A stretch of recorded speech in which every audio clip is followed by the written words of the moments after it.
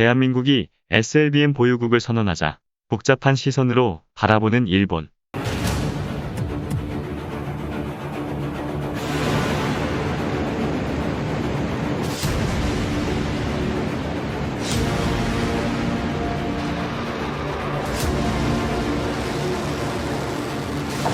SLBM이 워낙 파급력이 강해 별일 아닌 듯 곁다리로 보도되었지만 미국과 러시아에 이어 마하급 순항미사일도 개발에 성공했고 앞으로 국산 전투기 보람에 장착하게 될 사거리 500km 공대지 유도미사일도 개발에 성공했습니다. 탄도미사일의 파괴력도 2배 이상 높였는데 이런 성능 개선도 결코 쉬운 일이 아닙니다.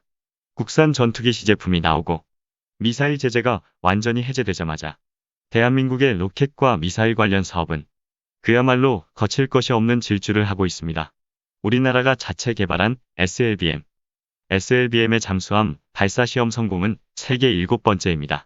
한국의 잠수함 기술을 전수해준 독일도, 한국의 군사 기술을 비웃는 일본도 SLBM을 개발하지 못했습니다. 3,000톤급 잠수함으로 건조된 도산 안창호함에 탑재돼 수중에서 SLBM이 발사되는 모습에 우리 국민은 감격했지만 주변국인 중국과 일본, 북한의 시선은 복잡한 만큼 다른 반응을 보입니다.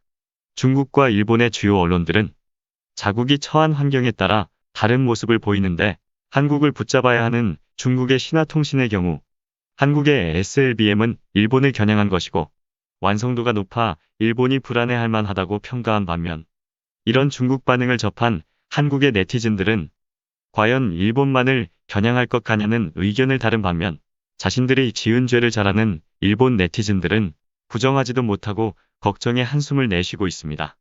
일본의 산케이나 아사히 등 많은 언론은 단순하게 세계에서 7번째로 SLBM을 성공한 국가가 되었다는 소식을 전하거나 김여정의 발언을 더 비중 있게 다루면서 의도적으로 SLBM의 성공을 별일 아니라는 듯 반응을 보였습니다.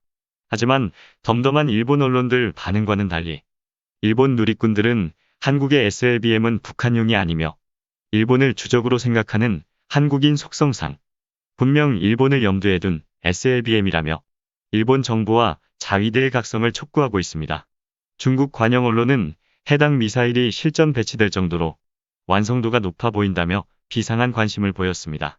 관영 환구시보는 16일 SLBM은 전략적 가치가 높고 개발이 어려운 데다 SLBM 탄도미사일을 보유한 나라는 미국과 러시아, 중국, 영국, 프랑스, 인도 등 6개국에 불과했는데 여기에 한국이 포함됐다면서 청와대 발표를 인용해 보도했습니다.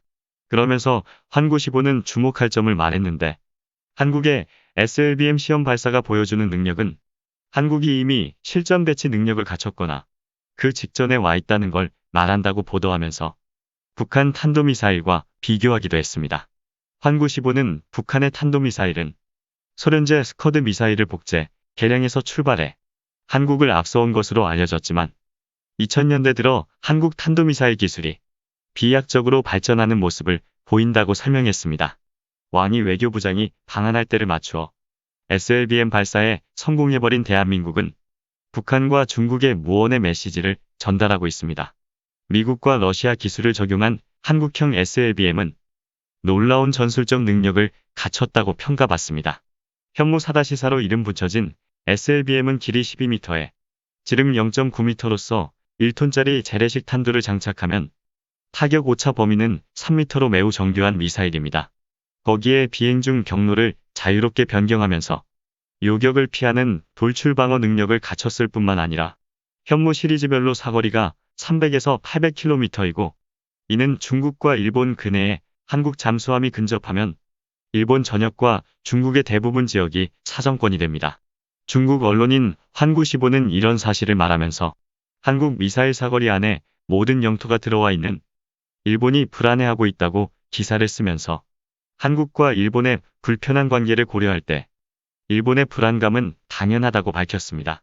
한국이 중국을 적으로 인식하지 않는다는 것을 애써 미국과 일본에 나타내고 싶었던 것 같습니다. 문재인 정부가 중국과 북한의 눈치를 본다. 이렇게 말하는 분들이 있는데 중국과 북한의 눈치를 본다면 가장 하지 않아야 하는 것이 무기 개발이고 쓰지 않아야 하는 것이 국방 예산입니다. 중국 왕이 외교부장이 방한 중일 때 SLBM 발사 실험을 한다든지 공대지 유도미사일 개발 성공을 발표한다든지 이런 것을 할 수도 해서도 안 되는 것입니다. 한국의 군사력 증강은 중국의 직접적인 위협이 됩니다. 문재인 정부 들어서서 어떤 무기를 개발했고 어떤 무기를 개발하고 있는지 더 말하지 않겠습니다.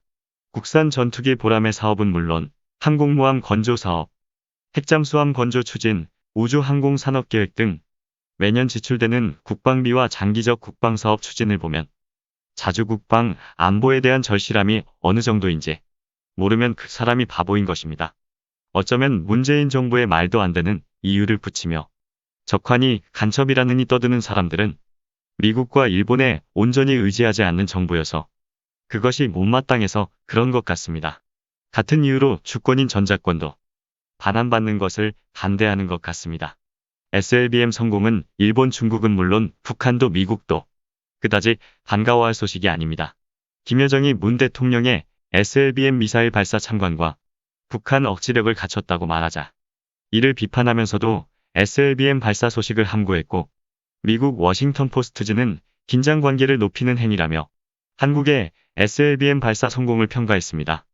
SLBM 발사 성공을 두고 중국의 바램과는 별개로 한국의 네티즌들은 이런 댓글을 썼습니다.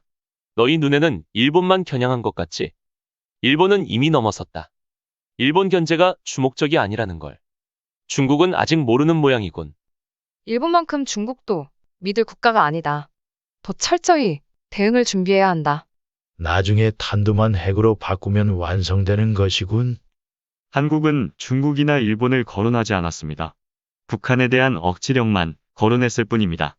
일본 언론 기사를 읽고 일본 네티즌은 어떤 반응을 했는지 소개해드리겠습니다.